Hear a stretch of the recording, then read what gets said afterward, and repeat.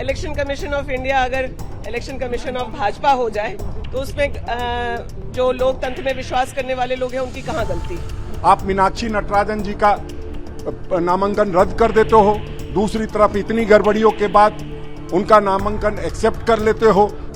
दोनों पक्षों के बात को सुनने के बाद भी इतना विलंब से निर्णय सुनाना यह संदेह के घेरे में आता है। इनको वैलिड बताया गया है जो सरासर इलीगल है, असंवैधानिक है। ये लड़ाई हम लोग जरूर हारे हैं, लेकिन आने वाले समय में उनको राज्यसभा ना जाने देना और अपने प्रत्याशी को यहां से जीत करके भेजना। महागठबंधन के बैद्यनाथ राम जी और प्रणव झा जी, ये हम लोग सुनिश्चित करेंगे और इसकी जो संवैधानिक लड़ाई है उसको हम लोग पूरी तरह से लड़ेंगे। कहाँ गलती हुई? भाई अब गलती क्या है? अब इलेक्शन कमीशन ऑफ इंडिया अगर इलेक्शन कमीशन ऑफ भाजपा हो जाए तो उसमें जो लोकतंत्र में विश्वास करने वाले लोग हैं उनकी कहाँ गलती है। लेकिन इस लड़ाई को इस दौर में हम लोगों को लड़ना है और कदम कदम पर ये लड़ाई हम लोग को लड़नी पड़ रही है। वोट चोरी से बढ़कर के अब ये सीट चोरी तक पहुंच गए हैं।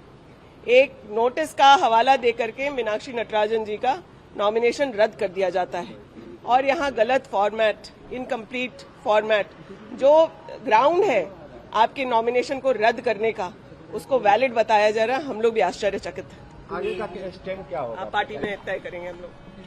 लोकतंत्र के मंदिर में इस तरह की बात हो, जब समय की सीमा समाप्त हो, उसके बाद किसी बात को लेकर इंटरटेन किया जाए उम्मीदवार को, उनका पर्चा अलग से दाखिल कराया जाए, तो ये गलत है। एक छोटे से मामले को लेकर के आप मीनाक्षी नटराजन जी का नामांकन रद्द कर देते हो, दूसरी तरफ इतनी गड़बड़ियों के बाद उनका नामांकन एक्सेप्ट कर लेते हो, तो एक आंख में सुरमा और एक आंख में काजल नहीं चलने वाला है। लोकतंत्र की हत्या हो रही है, लोकतंत्र का गला घोटने का प्रयास हो रहा है, प्रधानमंत्री नरेंद्र मोदी और अमित शाह के इशारे पे हो रहा है। हम इसे कतई बर्दाश्त नहीं करेंगे। सदन से लेकर सड़क तक और सड़क से लेकर न्यायालय तक इस लड़ाई को जारी रखेंगे।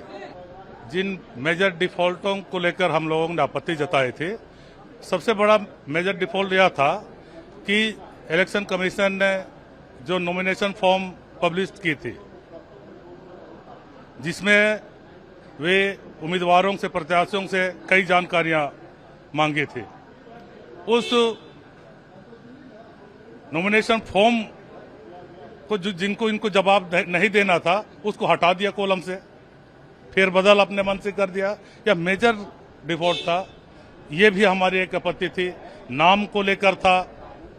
सोचिए, बिहार में और हमारे पश्चिम बंगाल में लाखों लोगों को वोटर लिस्ट में नाम नहीं होने के कारण या त्रुटियों के कारण मतदान से वंचित कर दिया गया, और यहाँ पर वही हम लोग आपत्ति किए थे और ना सुनकर, ये तो मतदान का नहीं था, ये तो प्रत्याशी का था। तो इस तरह और भी हमारे पास कई, वे अपने पद और अपने डिपेंडेंट, उनकी कोई जानकारी नहीं दी थी।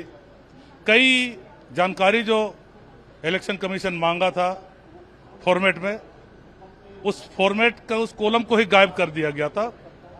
उन्हीं बातों को लेकर हम लोगों ने आपत्ति किया था और इतना विलंब से, दोनों पक्षों के बात को सुनने के बाद भी इतना विलंब से निर्णय सुनाना यह संदेह के घेरे में आता है। प्रभातखबर.com, विश्वास वही, रफ्तार नहीं।